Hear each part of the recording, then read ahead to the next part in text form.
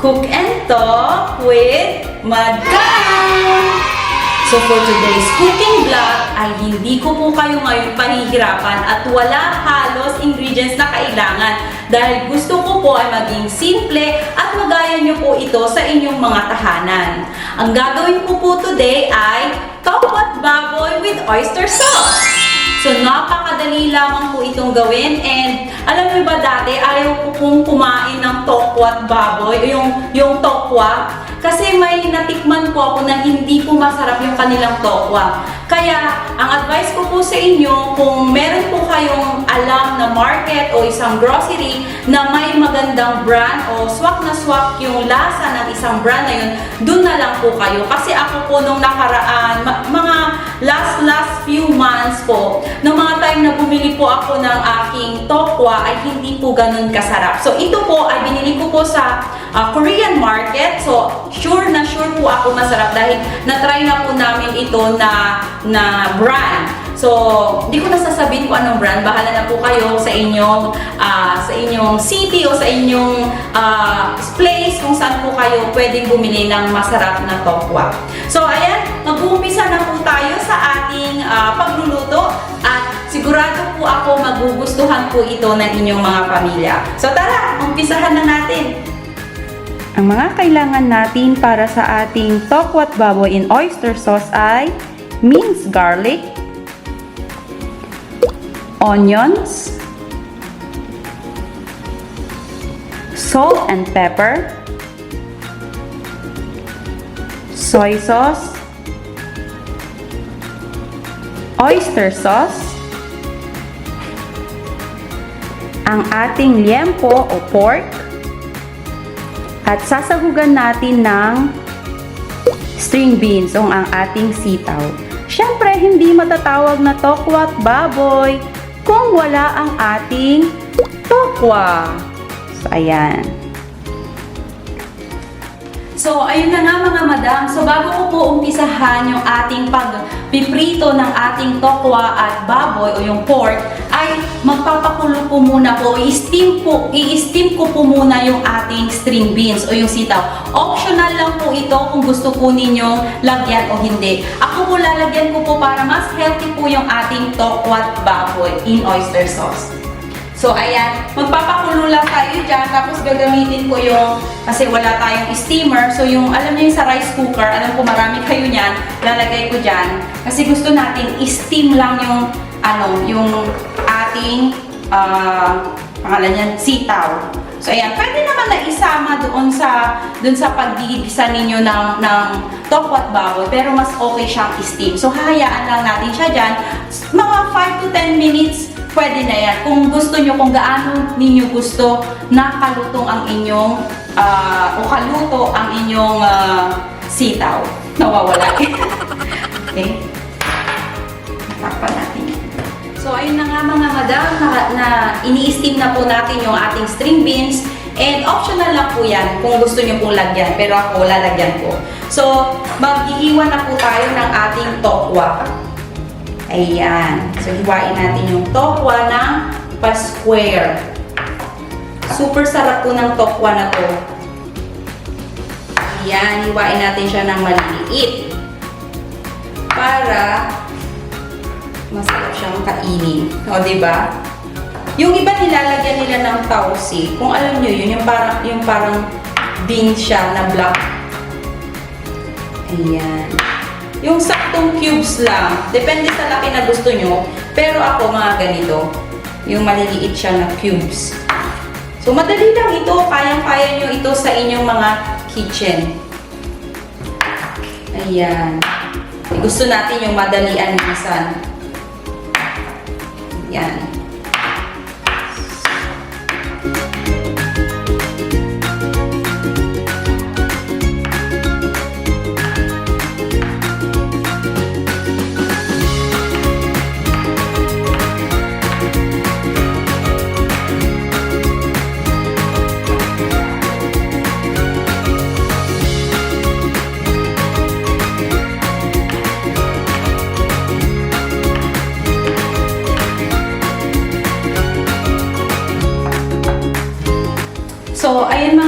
hanguin na natin yung ating sitaw. Kasi pwede na siya.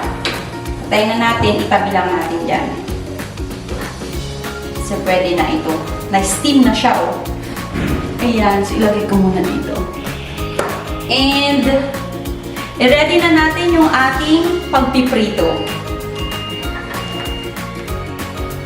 So, ayun mga madam, iprito muna natin ang ating tokwa at ang ating baboy o yung pork na liempo na hiniwa natin ng maliliit.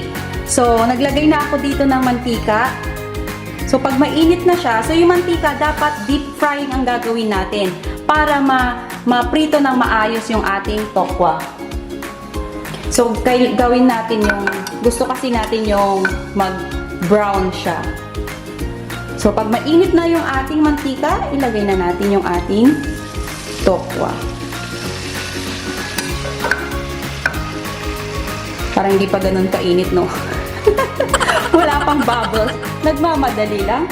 Ang simple na nga. Wala madali pa. Ayan. Ayan mo na yan. Ayan. Basta dapat mainit. Yung iba naliitan ko ng hiwa, oh. Kaya hindi siya pantay-pantay. Ayan.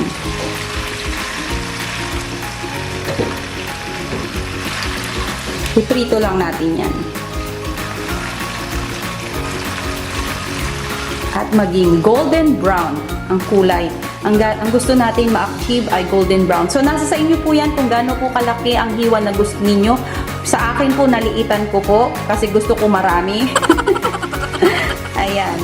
Maganda po yung mga ganitong hiwa. Medyo malaki ng unti.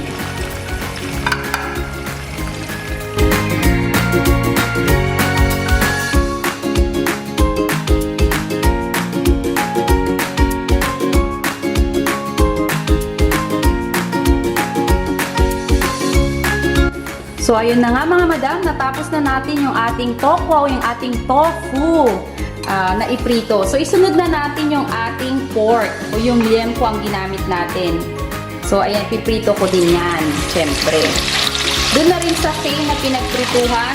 So, alam nyo, natakot tayo magprito. So, mahinang apoy lang. Ay, naririnig ko na. Ayan. So, mahinang apoy lang tayo. Gusto din natin maging golden brown yung ating baboy. Ayan na. Ayan.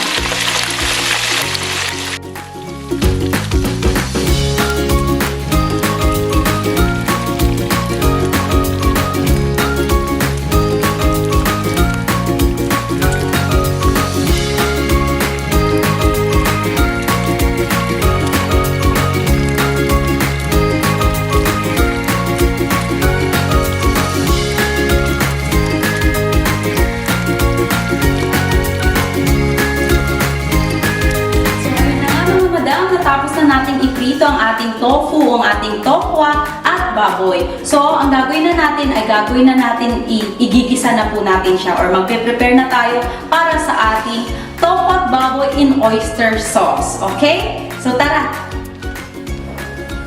Ayan, kung mainit na ang ating mantika, ilagay na natin ang ating minced garlic.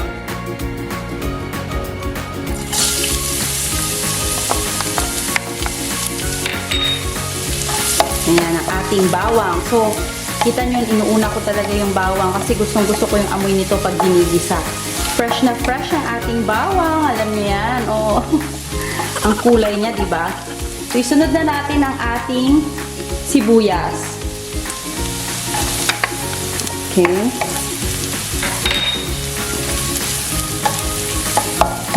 Bango. So, sibuyas na pula yung ginamit ko dito. Pwede namang sibuyas na puti. Ayan. Ayan. Pag nakita nyo na medyo luto na yung ating sibuyas at bawang, iuna natin ilagay yung ating soy sauce. Ayan. At ang ating oyster sauce.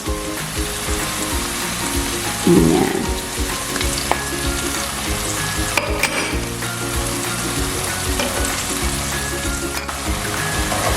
So, ayan, imimix lang natin. So, inuna natin yung mga sauce o yung soy sauce at oyster sauce kasi gusto natin na mag-mix agad o mahalo agad sa ating tokwat baboy. So, isunod na natin ang ating tokwa, syempre.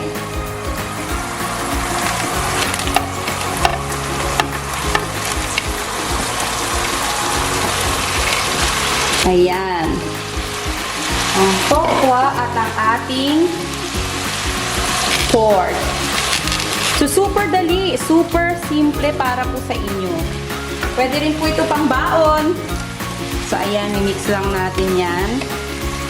So, dito na natin titimplahan ng konting asin. Kunti lang kasi meron na yung maalat na yan. So, lagyan din natin ng konting paminta. So, kailangan ma-mix natin ito ng maayos. So, hinaan muna natin yung apoy. Okay. So, mix lang. Para ma-coat siya ng mabuti sa ating tokwat baboy. Ayan. Ayan. Pwede nyo rin pong lagyan ng seasoning mix. Magic sarap or ginisa mix. Para mas lalo pa pong lumasa ang inyong tokwat baboy. So, ayan. So, ang gusto natin walang sabaw. Plain lang yan.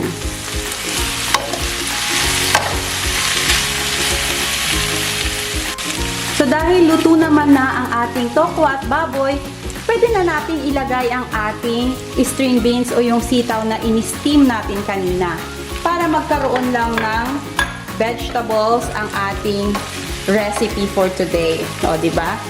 So, imimix lang natin yan. So, diba? Ang perfect! Wow! So, ganyan lang po kasimple. Kung gusto po ninyong lagyan ng sile para medyo umanghang po, ay! Tumalsik. Umanghang po ang inyong tokwat baboy, pwedeng-pwede. Hindi ko po siya nilagyan kasi marami po kaming bata dito sa bahay. Yan. Perfect! So, ayun na mga madam, natapos na ang ating tokwat baboy with oyster sauce. O, diba? Ang dali-dali, super simple, and super easy to prepare for your kitchen. And, so, ano bang hinihintay natin? Kailangan muna natin tikman ito kung tamang-tama ba talaga or saktong-sakto lang ba ang lasa. Ayan, ang sarap talaga ng tokwa ng, tokwa na. Wow! Wow! Wow! Ang sarap!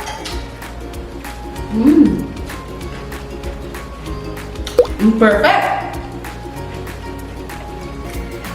Alam niyo yung sitaw, yung pagka-crunchy niya, super swak na swak sa ating tokwat baboy. Wow! At yung tokwa, wala akong masabi. Yung tofu, wow! Kahit nga yung anak ko kanina, piniprito ko pa lang, tikim ng tikim, gustong gusto yung tofu. Hindi pa niya alam na yun pala yung tofu. And wala po akong masabi sa ating tokwat baboy, super duper sarap. As in, simple lang siya pero masarap. Swak na swak pa sa bulsa, o diba? So, I hope you like this video and sana po ma-try nyo po sa inyong mga kitchen.